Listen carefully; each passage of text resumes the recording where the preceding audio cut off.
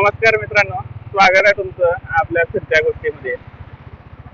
छंदांबद्दल विचार करत होतो की कॉलेजला असताना किंवा ज्या वेळेला आपल्याकडे वेळ असतो त्यावेळेला आपण काही ना काही छंद जोपासत असतो आणि त्या छंदांसाठी आपण खूप पॉझिटिव्ह सुद्धा असतो की बाबा माझा आवडता छंद आहे, मला त्याला वेळ द्यायला खूप आवडतो.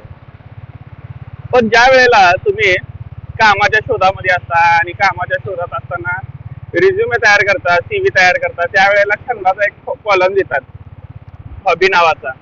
त्या हॉबीमध्ये तुम्ही लिहिता travelling, singing, dancing, reading, drawing, painting वगैरे इत्यादी इत्यादी छंदांची तुमची ओळख त्या समोरच्या माणसाला करून देत असता की मला हे करायला जास्त आवडतं.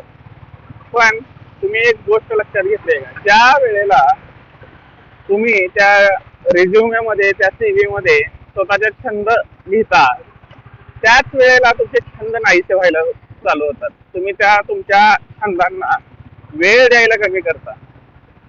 थोडक्यात काय तर तुमचा छंद हळूहळू मरायला लागतो किंवा तुम्ही स्वतः तुमच्या त्या छंदाला मारून टाकताय, म्हणजे तुमची आवडच मारून टाकताय, ज्याच्यामुळे तुम्हाला रिलॅक्सेशन भेटतंय किंवा तुम्हाला आनंद भेटतोय त्याच गोष्टी तुम्ही संपवताय. बरोबर म्हणतोय की नाही? तुम्हाला काय वाटतंय सांगा.